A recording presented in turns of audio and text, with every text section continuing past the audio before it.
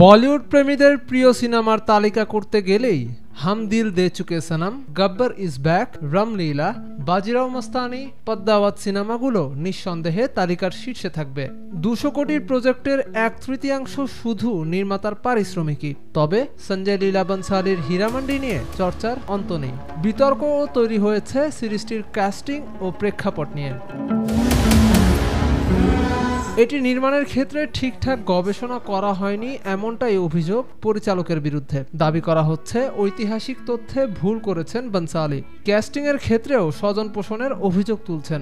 এমনকি সিরিজের সংলাপে ব্যবহৃত উর্দু নিয়েও আপত্তি দর্শকদের একাংশের। কিন্তু এত বিতর্ক সত্ত্বেও ওটিটির ময়দানে হীরামান্ডির রথ কিন্তু অপ্রতিরোধ্য। মুক্তির মাত্র 1 সপ্তাহের মধ্যেই নয়া রেকর্ড গড়ে ফেলল গোটা বিশ্বে। এখনো পর্যন্ত সবথেকে বেশি সংখ্যক দর্শক টানা ভারতীয় সিরিজের খেতাব পেয়েছে সিরিজটি।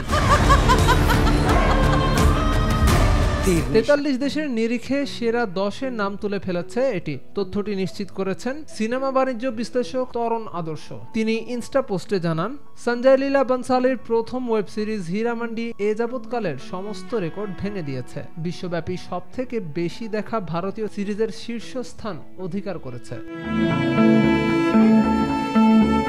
গত 1 মে নেটফ্লিক্সে মুক্তি পেয়েছে হীরামান্ডি। সঞ্জয় লীলা বনশালীর 18 বছরের স্বপ্ন তিল তিল করে গড়ে তুলেছেন সিরিজটিকে। কোনো রকম কসরত বাকি রাখেননি।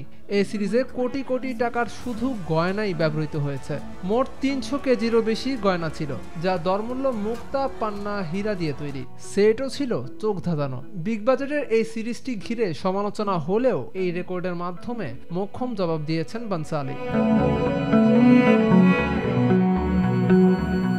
হীরামান্ডি মূলত লাহোরে অবস্থিত পাকিস্তানের একটি যৌনপল্লী। যৌনপল্লীর সেই কর্মীদের নিয়েই মূলত নির্মিত হয়েছিল এই সিরিজটি। अब आधे मिनट का भी एहसान जताएंगे आप।